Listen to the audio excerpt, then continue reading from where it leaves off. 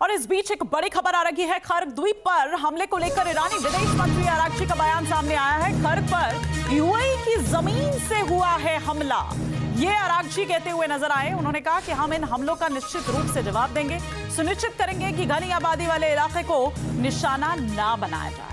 ये बड़ा स्टेटमेंट जो आरागची द्वारा सामने आया है और इसी पर क्विक रिएक्शन हम अपने वरिष्ठ सहयोगी मधुरेंद्र कुमार से लेते हैं। मधुरेंद्र जी, ये सीधे सीधे यहाँ पर कहा गया है कि यूएई ने ऐसा किया है, ये हमें टिप ऑफ मिला है खर्ग आइलैंड को और अब इसका जवाब दिया जाएगा।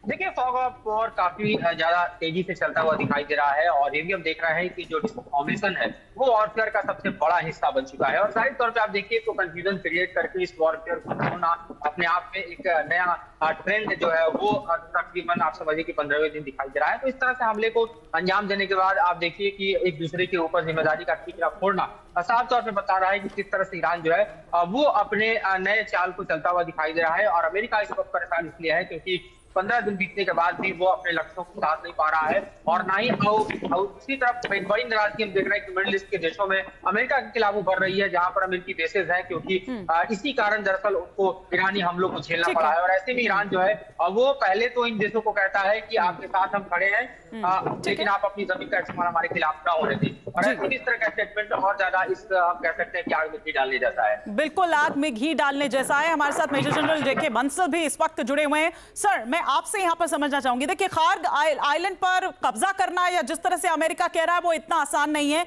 ये CSIS की रिपोर्ट भी यहाँ पर कहती है। लेकिन कैसे देख रहे हैं आप इस कदम को? यहाँ पर देखिए, मुझे नहीं लगता इस समय अमेरिका का कोई इरादा उसके ऊपर में कब्जा करने का है। अभी तो जो उनकी इकोनॉमी है वहां पर उनका जो बेसिस थे IRGC के उनको खत्म किया है। हालांकि प्रेसिडेंट ट्रंप ने कहा है for a fun we can bomb Kharg जो है, जो हम तेल फैसिलिटीज को नहीं नष्ट करना चाहते, लेकिन कब्जा करना इतना आसान नहीं होगा। जितना भी अमेरिका का एक्सपीरियंस रहा है पास्ट में भी, तो उसको देखते हुए जब भी वो फुट ऑन ग्राउंड रखते हैं तो उनको प्रॉब्लम हो जाती है, वहां पे उनके सिपाही या उनके जवान फंस जाते हैं। तो मुझे नहीं लगता कि कोई अपनी वहां पे जवानों को वो उसके ऊपर में भेजेंगे। हालांकि जब रिजीम चेंज हो जाएगी उसके बाद में, जो रिजीम चेंज होने के बाद में फिर तो सारा कंट्रोल जो है अमेरिका का ही हो जाएगा। और इस समय तो उनका मेन एम यह है कि स्टेट ऑफ हॉर्मुज को खोल दिया जाए। इसी कारण से बहुत सारे और कंट्रीज हैं, जैसे कि यूके को भी रिक्वेस्ट किया है, यूके के भी जो वहां पे इंटरसेप्टर भेज रहे हैं, और उन्होंने यहाँ तक कि चीन को भी इनवाइट किया है कि आप आइए और अपने जो जितने आपके जहाज हैं जो यहाँ से तेल के जहाज जाते हैं उनको प्रोटेक्ट करने के लिए हमारा साथ दीजिए हॉर्मुज स्टेट में। बिल्कुल, वो बाकी देशों से भी ये कहते हुए यहाँ पर नजर आ रहे हैं। फिलहाल बहुत शुक्रिया सर, आपका भी मधुरेंद्र, आपका भी बहुत शुक्रिया। लेकिन इस बीच अमेरिका ने मिडिल ईस्ट में जिस युद्धपोत USS त्रिपोली को भेजा है वो 7वें बेड़े का हिस्सा है और 7वें बेड़े के नाम से ही दुश्मन कांप उठते हैं। 7वें बेड़े तो हवाई जहाज इसमें शामिल है। USS त्रिपोली की तैनाती की खबर के बीच ईरान भी हॉर्मुज स्ट्रेट में पुख्ता जंगी तैयारी में जुटा हुआ है। देखिए खास रिपोर्ट।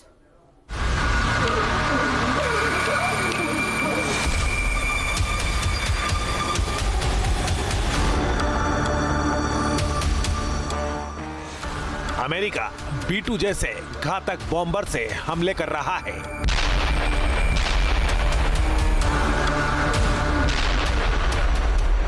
बमबारी कर तेहरान को दहला रहा है।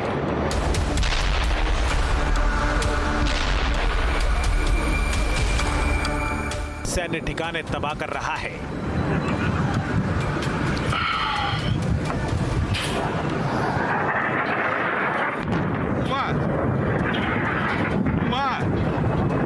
ट्रंप 1 घंटे में ईरान के खात्मे की हुंकार भर रहे हैं।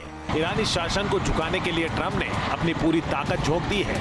मिडिल ईस्ट में करीब 50,000 सैनिक तैनात कर रखे हैं।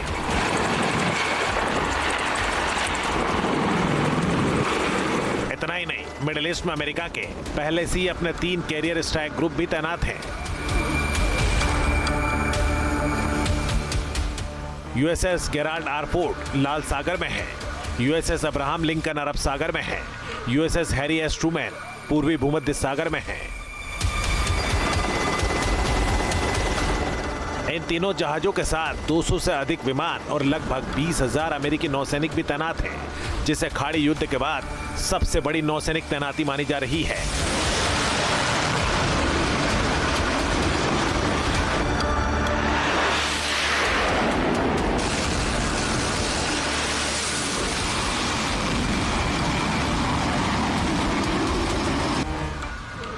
इतना सब कुछ होने के बाद भी ईरान जैसा देश सुपर पावर अमेरिका के सामने सीना तानकर खड़ा है। वो न झुक रहा है और न टूट रहा है। जैसे जैसे जंग तेज हो रही है, ईरान और ताकत के साथ जोरदार बारूदी पलटवार कर रहा है।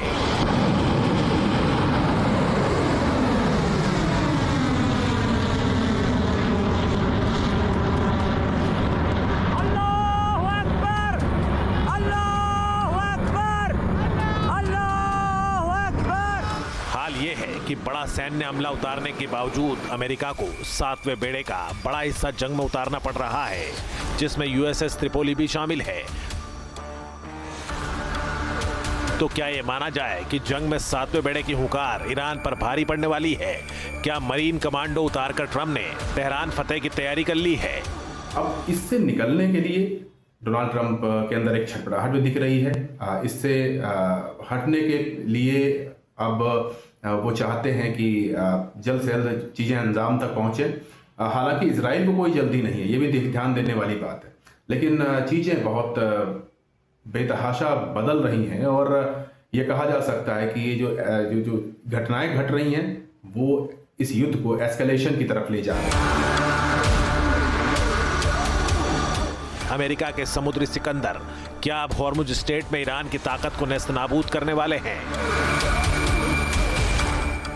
दरअसल यूएसएस त्रिपोली जिस 7वें बेड़े का हिस्सा है, उसके नाम से ही बड़े बड़े दुश्मनों के पसीने छूट जाते हैं।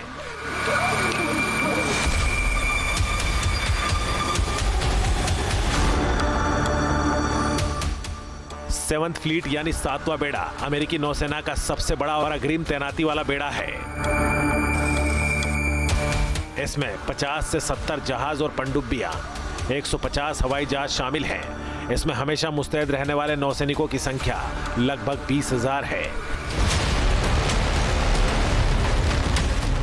आपके मोबाइल पर तुरंत आएगी ब्रेकिंग न्यूज। स्क्रीन पर सबसे पहले दिखेगी बड़ी खबर। देश दुनिया की हर खबर एक जगह। अब आपके मोबाइल पर तुरंत फटाफट इंस्टॉल कीजिए न्यूज नेशन ऐप और रखिए खुद को अपडेट।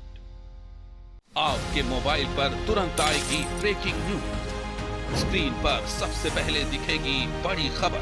देश दुनिया की हर खबर एक जगह। अब आपके मोबाइल पर तुरंत फटाफट इंस्टॉल कीजिए न्यूज नेशन ऐप और रखिए खुद को अपडेट। आपके मोबाइल पर तुरंत आएगी ब्रेकिंग न्यूज।